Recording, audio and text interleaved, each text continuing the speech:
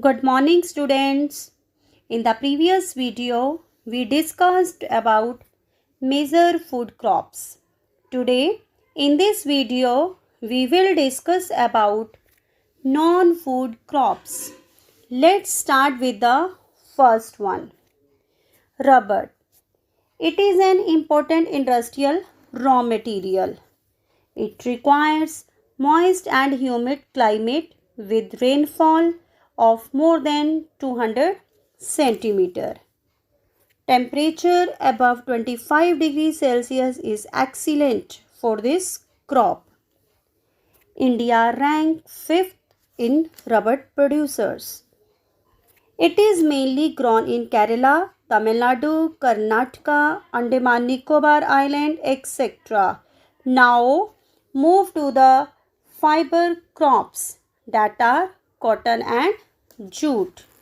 Now cotton. India is believed to be the original home of cotton plant. Cotton is one of the main raw materials for cotton textile industry. India is the third largest producer of cotton.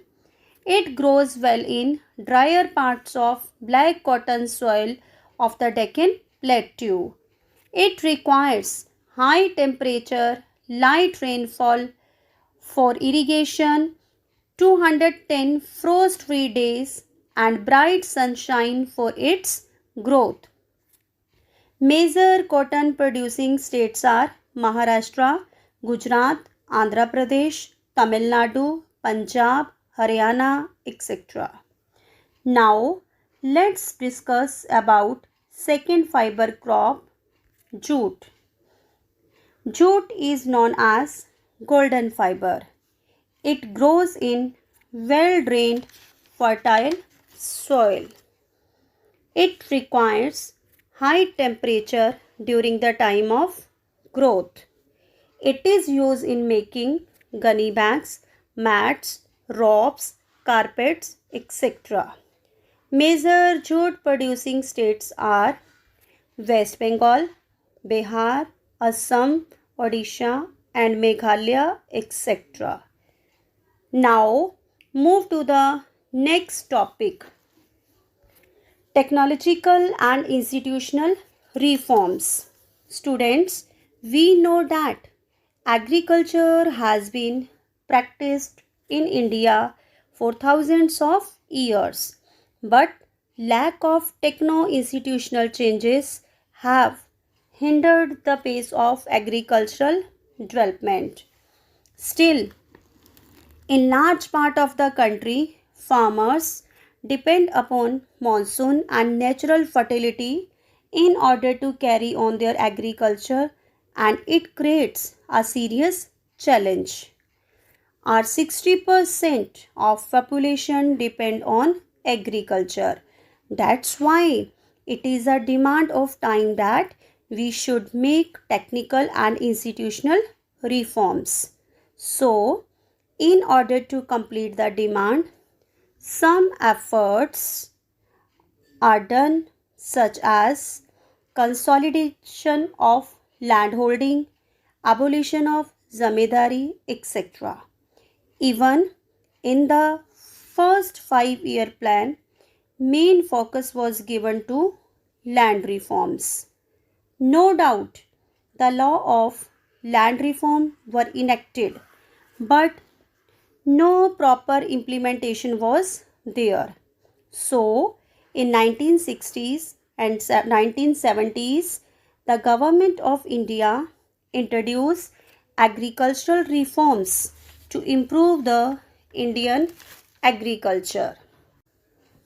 The Green Revolution, based on use of package technology, and White Revolution, Operation Flood were some of the policies initiated to improve the Indian agriculture. But these were successful in few selected areas.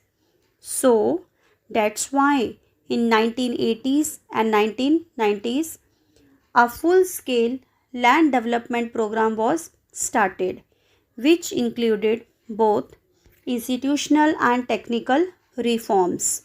such as provision for crop insurance against droughts, floods, establishment of Gramin banks, cooperative societies for providing loans to the farmers at low interest, Kisan Credit Card and Personal Accident Insurance Scheme are some schemes. Special Weather Bulletin Agricultural Program telecasted on radio and television. Minimum support price and procurement prices were announced by the government. Here, procurement prices means price at which goods and services are obtained. Now, let's have a look on the concept of Bhudan Gramdan. Mahatma Gandhi declared Vinoba Bhave as his spiritual heir. He was one of the devoted followers of Gandhiji's concept of Gram Swarajya. After Gandhiji's martyrdom, Vinoba Bhave undertook Padyatra to spread Gandhiji's message. While delivering lecture at Panchampally in Andhra Pradesh, some poor landless villagers demanded some land. Sri Ramchandra Reddy stood up and offered 80 acres of land to be distributed among 80 landless villages. This was known as Bhudan. He travelled throughout India. Many zamindars offered villages to be distributed among landless. It was known as Gramdan. This Bhudan Gramdan movement initiated by Vinoba Bhave is also known as Bloodless Revolution. Now, contribution of agriculture to the national economy, employment and output. We know that agriculture has been the backbone of Indian economy. It provides employment to 60% population of India. It provides food and raw material for agro-based industries.